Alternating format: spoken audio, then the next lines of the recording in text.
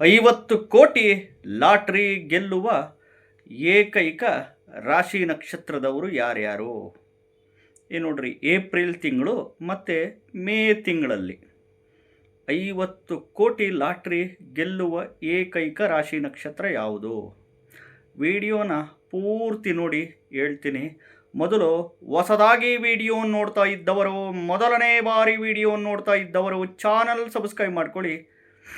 ಈಗ 25 ಕೋಟಿ ಲಾಟ್ರಿಯನ್ನು ಆಗಲಿ, 50 ಕೋಟಿ ಲಾಟ್ರಿಯನ್ನು ಆಗಲಿ, 100 ಕೋಟಿ ಲಾಟ್ರಿಯನ್ನು ಆಗಲಿ, ಯಾವ ರಾಶಿ ನಕ್ಷತ್ರದವರು ಗೆಲ್ತಾರೆ ಏಪ್ರಿಲ್ ತಿಂಗಳಲ್ಲಿ, ಮೇ ತಿಂಗಳಲ್ಲಿ ಅಂತಂದರೆ, ಈಗ ನೋಡಿ, ಈ ಎಸ್ಪೆಷಲಿ ನಿಮ್ಮ ಒಂದು ಈ ಜಾತಕದಲ್ಲಿ, ಎಸ್ಪೆಷಲಿ ನಿಮ್ಮದು ಯಾವುದೇ ಲಗ್ನದಲ್ಲಿ ಹುಟ್ಟಿರಲಿ, ಯಾವುದೇ ಯೋಗ ಇರಲಿ, ಯಾವುದೇ ತಿಥಿಕರಣ ಪಾದದಲ್ಲಿ ಹುಟ್ಟಿರಲಿ, ನಿಮಗೆ ಎಸ್ಪೆಷಲಿ ಈ ರಾಹು ದಶೆ ನಡೀತಿರಬೇಕು, ಅಥವಾ ಗುರು ದಶೆ, ಅಥವಾ ಶನಿ ದಶೆ, ಅಥವಾ ಬುಧ ದಶೆ, ಅಥವಾ ಕೇತು ದಶೆ, ಅಥವಾ ಶುಕ್ರ ದಶಾ ಭುಕ್ತಿ ಅಂತರ್ಭುಕ್ತಿಗಳಲ್ಲಿ ಈ ಒಂದು ಗ್ರಹಗಳು ಬಂದಿರಬೇಕು.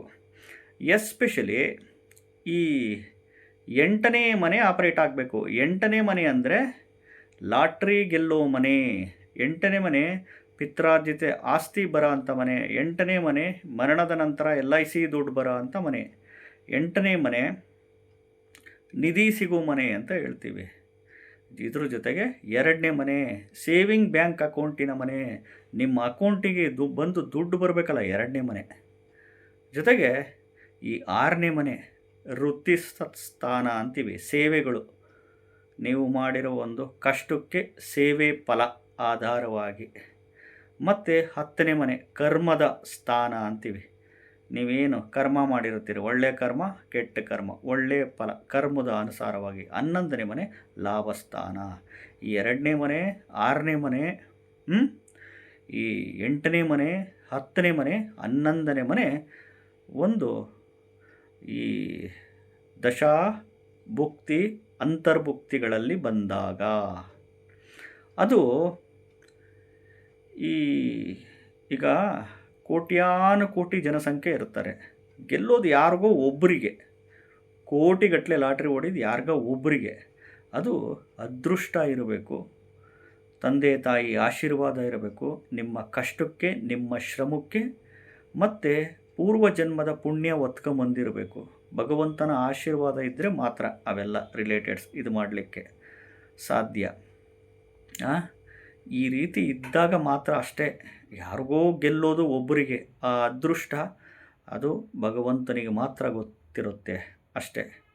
ಇಲ್ಲಿ ಈ ರಾಶಿ ನಕ್ಷತ್ರ ಅಂತಂದಾಗ ಪರ್ಟಿಕ್ಯುಲರಾಗಿ ಇಂಥ ದಿನವೇ, ಇಂಥ ವಾರನೇ, ಇಂಥ ತಿಂಗಳೇ, ಇಂಥ ವರ್ಷದಲ್ಲಿ ಇದೇ ರಾಶಿ ನಕ್ಷತ್ರದವರಿಗೆ 25 ಕೋಟಿ ಲಾಟ್ರಿ ಹೊಡಿತತೆ, 50 ಕೋಟಿ ಲಾಟ್ರಿ ಹೊಡಿತತೆ, 100 ಕೋಟಿ ಲಾಟ್ರಿ ಹೊಡಿತತೆ ಅಂತ ಯಾರಿಗೂ ಹೇಳೋಕ್ಕೆ ಸಾಧ್ಯನೇ ಇಲ್ಲ.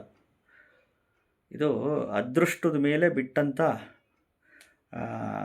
Subject, topic. ಇದು ಭಗವಂತನ ಆಶೀರ್ವಾದ ಇದ್ದವರಿಗೆ ಮಾತ್ರ ಅರ್ಥ ಮಾಡ್ಕೊಳ್ಳಿ.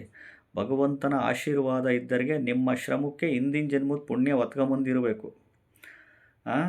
ಈ ಒಂದು ರಿಲೇಟೆಡ್ಸ್ ಇದ್ದಾಗ ಮಾತ್ರ ಹೊಡಿಲಿಕ್ಕೆ ಸಾಧ್ಯ.